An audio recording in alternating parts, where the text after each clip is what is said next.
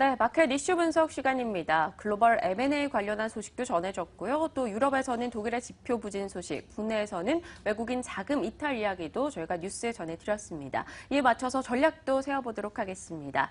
자, 이준희 앵커가 앞서 이야기를 해줬습니다. 세계적인 원자재 기업이죠. 글렌코어 그리고 리오틴토 관련해서 M&A 소식이 전해지고 있는데 네. 이런 세계 4대 철강 업체 어딘지 아십니까 혹시? 네, 이 리오틴토와 네. 글렌코어를 비롯해서 BHP 빌리턴과 그리고 앵글로 아메리칸이라는 이 4대 종목이 있는데요. 네. 이 중에서도 BHP 빌리턴이 일단은 세계 1위를 차지하고 있는데 맞아요. 글렌코어와 이 리오틴토가 합병을 하면 세계 1위로 발돋움하게 되죠. 이 부분들 어떻게 해석하면 좋을지 김정은 연구위원 모시도록 하죠. 연구위원님.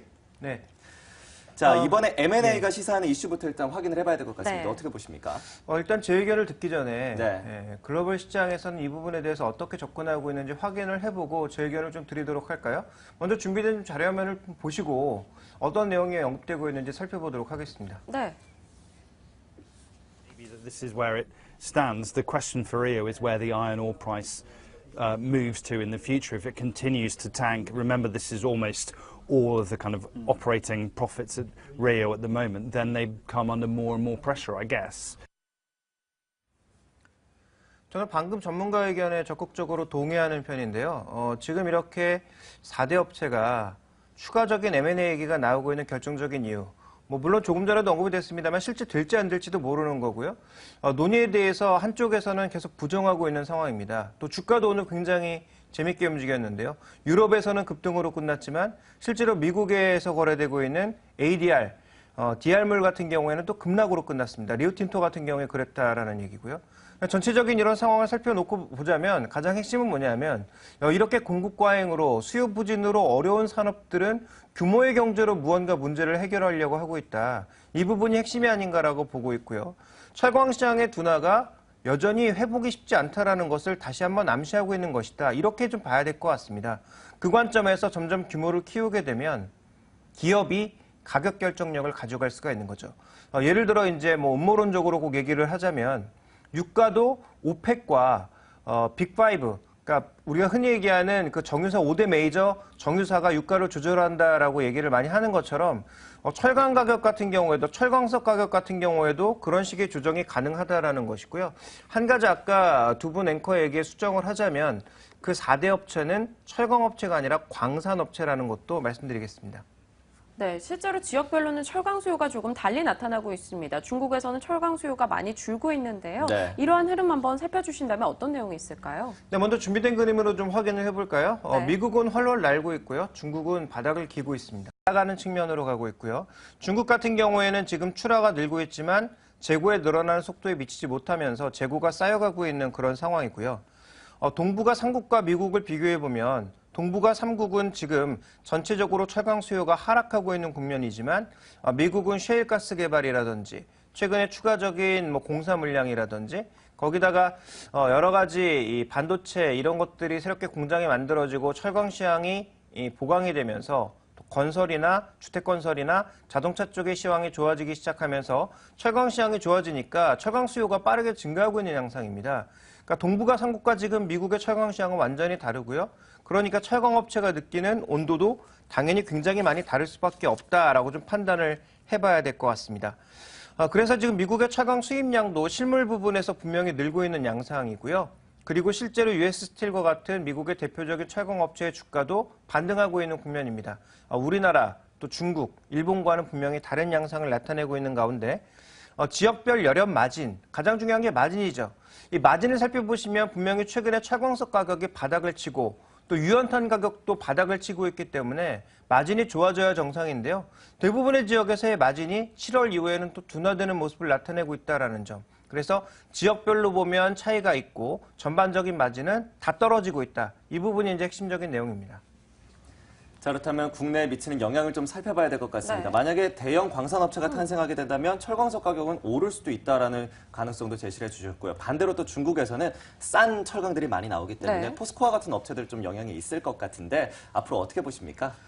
핵심은 지금 낮아진 원가를 누구에게 돌려줄 거냐가 핵심인데요.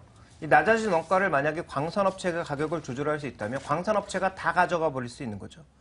그러니까 핵심은 그동안 포스코의 이익이 좋아진다, 3분기 이익이 좋아질 거다 얘기했던 핵심 이유 중에 하나가 원가의 절약 부분이었거든요. 근데 이 원가의 절약 부분을 만약에 대형 광산 업체가 탄생하면서 가져가 버린다면 국내 업체들에게는 오히려 타격이 올 수 있다는 점에서 우리 입장에서 별로 달갑지 않은 뉴스다라고 봐야 될 것 같습니다. 그래서 현재 지금 구간에서는 그 포스코 같은 종목의 PBR이 낮으니까 무조건 사야 된다 이런 얘기 많이 하는데요. 전 역으로 이렇게 되묻고 싶습니다. PBR만 보면 그렇지만 PER 측면에서 보면 아직 과거 수준보다는 굉장히 높은 상태에 있거든요. 과거 포스코의 PBR이 저성장 국면에서는 4배, 5배에서 움직였는데요. 지금 여전히 8배, 9배 수준에서 움직이고 있다는 거죠. 그렇다면 PBR만 볼 것이냐 아니면 PER도 같이 봐야 될 것이냐 지금이 고성장 국면이냐 저성장 국면이냐를 따져야 본다면 두 개의 함수를 우리가 좀 조합해서 봐야 될 필요가 있다. 전 이렇게 판단하고 있고요. 그 다음에 이제 준비된 그림을 보시면 지금 중국과 동아시아의 열연 마진은 미국보다 좀 많이 둔화되고 있는 양상입니다. 전체적인 시황 자체 다르고요. 준비된 그림에서 보시는 것처럼 최근 들어서 몇 개월간 특히 여름 이후에 마진이 급하게 떨어지는 모습을 동아시아와 중국에서 모두 발견이 되고 있고요. 또 하나 우리 시장에 영향을 미치는 중국의 철강 수출량이 계속 증가하고 있는 모습이고요. 그에 따라서 중국의 한국향 철강 수출도 늘어나고 있는 양상입니다. 그래서 저가 물량들은 계속 들어오고 있다는 얘기가 되겠죠. 따라서 저는 포스코 아주 길게 보시는 분들에게는 투자의 기회가 분명히 될 수 있다 이렇게 판단하고 있습니다만 단기적으로는 주가 회복이 쉽지 않다. 여전히 트레이딩 국면이다. 저점을 낮출 가능성도 열어둬야 된다라고 보고 있습니다. 네, 그렇다면 포스코를 제외한 그 밖의 현대제철이나 다른 철강주에 대한 시각은 어떠십니까? 마찬가지입니다. 네, 알겠습니다. 굉장히 간단히 간결하게 명료하시네요. 해주셨네요. 자, 독일의 지표가 부진했다라는 소식이 전해지고 있습니다. 그렇죠. 이 유로화 약세를 오히려 독일 측에서는 좀 이용하는 것이 아니냐라는 이야기도 나오고 있는데 네. 독일과 ECB의 부양책에 대한 의견 좀 엇갈리고 있는 건가요? 무슨 이슈가 있었나요? 일단 ECB 드라기는 계속 립서비스를 하고 있습니다만 ECB의 최대 주주이고 유럽의 맹주라고 할 수 있는 독일 입장에서는 전혀 지금 받아들이지 못하고 있다. 이런 부양책을 받아들이지 못하고 있다고 봐야 될 텐데요. 그러면 왜 입장이 다르냐? ECB는 지금 전체를 보면서 어떻게든 수요를 살리기 위해서 남유럽 국가들을 도와주려고 하고 있지만 독일 국민의 입장에서 보면 왜 우리 돈으로 남유럽 국가를 도와줘야 되느냐라는 시각이 분명히 존재하고 있고요. 또 하나 현재 유로 약세를 수출 중심의 독일은 반기고 있는 상황이고요.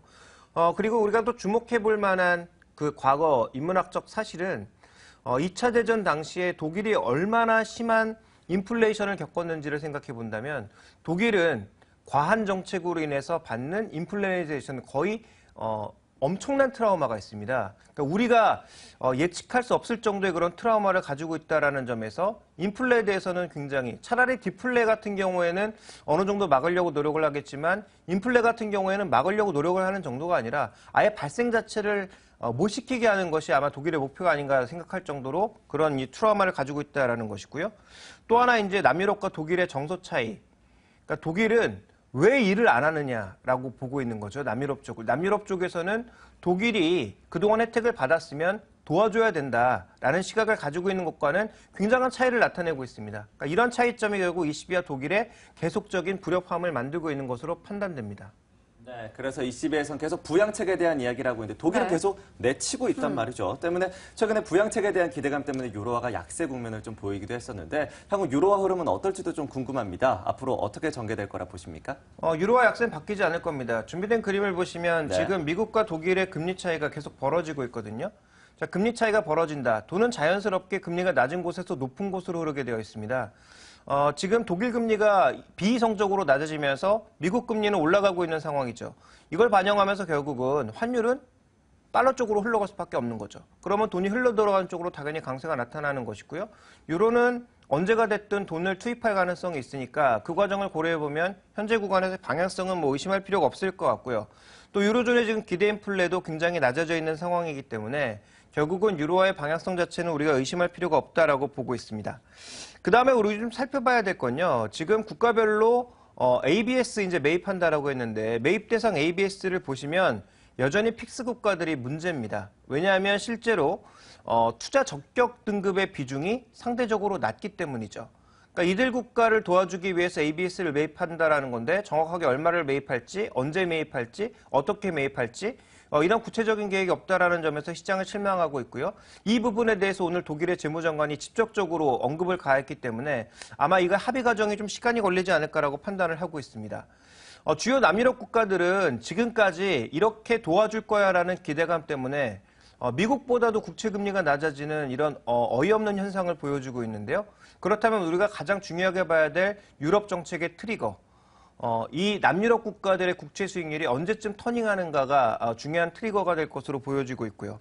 또 하나 지금 우리가 중요하게 살펴봐야 될 건 이 글씨가 굉장히 많은데 보실 필요 없습니다. 핵심은 뭐냐면 앞으로 남아있는 유로존 이벤트가 이렇게 산적하고 있다는 거죠.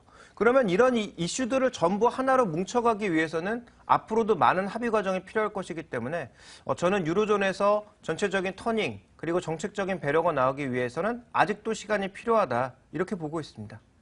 네, 유로존 이야기를 해주셨는데 최근 유로존, 유럽계 자금 이탈이 우리 시장에서 굉장히 많이 나타나고 있는 상황입니다. 네. 왜 그런 건지 이걸 어떻게 해석할 수 있을까요?